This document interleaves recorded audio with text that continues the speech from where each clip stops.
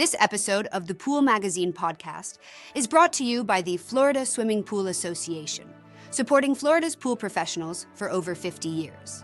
Whether it's education, advocacy, or setting the highest standards for our industry, FSPA is dedicated to helping your business succeed.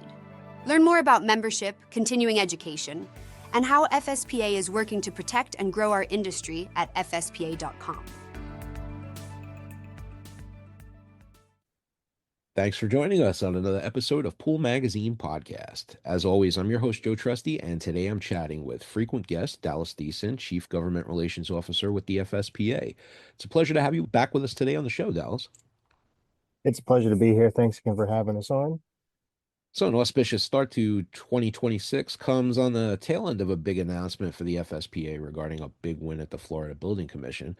I know you're all happy about that, but I was hoping that you could maybe share the details with our listeners. I mean, can you explain exactly what the Florida Building Commission voted on and what the unanimous decision means for the 2026 Florida Building Code?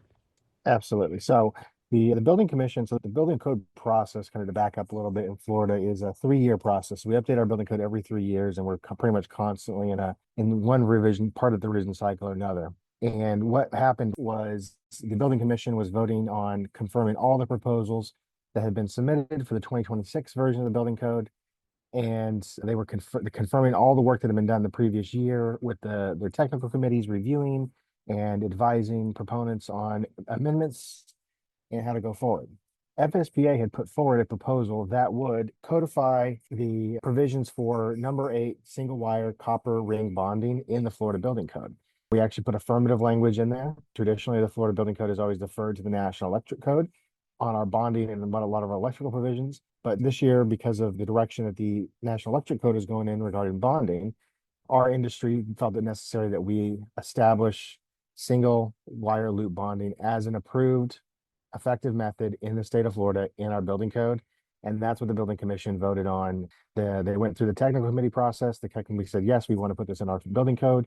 And then the commission agreed with their technical committees and unanimously said, yes, we are going to affirmatively allow single wire copper bonding in the state of Florida. Was there any risk of a single wire loop bonding method being at risk of being removed or questioned in the first place? I mean, what was the big push there? Well, that's exactly what I was going back to here is with the National Electric Code, we've traditionally deferred to the National Electric Code on the question of bonding, on the question of electrical systems and pools and electricity in general in the state of Florida. However, the National Electric Code done by the NFPA, they in a TIA to their 2023 code and in their 2026 NEC code, they eliminated single wire loop bonding as a approved bonding method in their standard. And we believe that this was based on not very good evidence. Earlier this year, we talked about the study that the Pool Industry Council had did. So we went and we studied the issue. We found that single wire loop bonding and grid bonding are both effective at mitigating voltage gradients. And based on that, FSPA and our members, we submitted language to the Florida Building Commission saying, no, this isn't single wire loop is an effective method of bonding, and we need to keep it in our code. In fact, from just a kind of a pedantic Florida idiosyncrasy here, but our state statutes specify and they require that our building code cannot discriminate against a demonstrated effective method of construction or material. So that was one of our main arguments is, look, single wire loop bonding is effective. We have the data to show it. We cannot discriminate against it. And we need to preserve it in Florida, and the technical committees and the commission agreed with us. Yeah, when you say the data to show it, that goes back to that equipotential bond study that you had. I had you on last time to discuss that. The Pool Industry Council came up with that study. The press release that you guys released calls this a big win for the pool industry. I mean, from your perspective, what was truly at stake if this proposal hadn't passed? What's truly at stake here is this would be limiting. There was a potential, this what coming down the pipeline was going to happen is you were going to limit the options that pool contractors, engineers, and consumers had for building their pools. You were going to take an effective method of construction off the table, and you were going to force consumers into a more expensive method of construction, specifically on bonding, that's not necessary. I think it's how you bond a pool and how you build a pool. There's certain things that we specify, and there's certain things that need to be up to consumer choice and up to the contractor's choice and the engineer's choice. And when there's multiple effective methods, it's our position that the code should be neutral on those. I think it's important to add a little bit of context to this. I mean, how long has the single wire loop bonding method been used in Florida? And why has it remained such a trusted approach for so many years? It's been a codified method for over 20 years. It's been used longer than that in Florida. So I mean, over 20 years of codified use in Florida. It's over time and time again has been demonstrated that it effectively protects against stray voltage gradients, so to prevent shocks in the bathers and pools if there's an electrical fault somewhere in the pool. And then we've had no incidents of death or injury from the deck bonding, which is what's at stake here.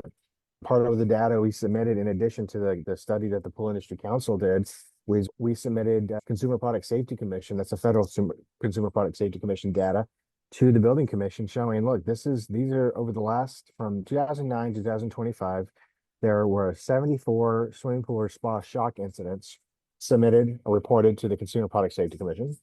Not a single one of them is related to failure of a single wire bonding. Absolutely none of them. So there's no reason for, in our opinion, to eliminate this bonding method. We're going to take a quick pause, pay some bills right there, and have a quick word from our sponsors. More from Dallas Thiesen with the FSPA when we return.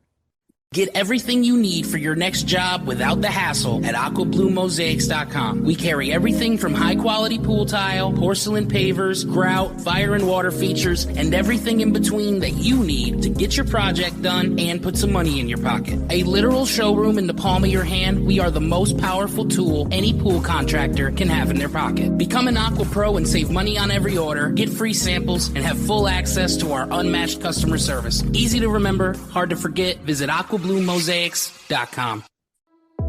This episode of Pool Magazine Podcast is proudly sponsored by Basecrete Technologies, the industry leader in cementitious waterproofing. Basecrete is the #1 all-in-one waterproof membrane and bond coat, delivering unmatched strength, superior adhesion, and long-term flexibility.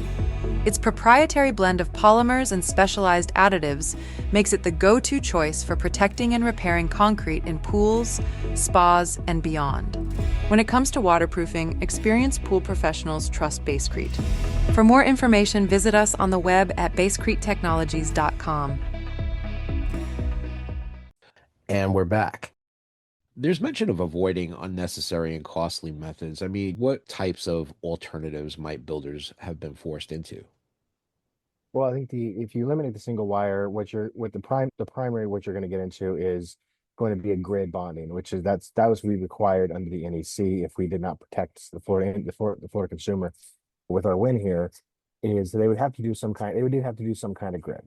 The least invasive version of that is if you have a poured deck, you can use a rebar grid to do it. But most likely what's going to happen, especially with the prevalence of paver type decks in Florida, is your consumers are going to be forced into a copper grid bond, which is basically so to take the single copper wire, add 3 more strands and cross strands to it, and you make a grid out of it. And that's what they're forced in. So you're going to increase the amount of copper in the ground. So you're just right there on material cost. You're going up, right? Right. And then the labor cost. It is much more difficult to install. And like I said, it's one of those things it costs more, it's harder to install, and it does not produce a significantly better result than the single wire for most people. So we never said, hey, we never said we don't want people to use the grid. We said we want contractors and consumers to have the option to use which one's going to be best for that pool. Right. Because each pool is unique, each property is unique, and it's about having the contractor, the consumer, and the engineer, if there's one involved, having that conversation about what is best for that pool and that consumer. And when you're talking new construction, there's going to be some cost there. Again, materials cost. What would be, from a cost perspective, what would really be disastrous to the consumer is in renovations.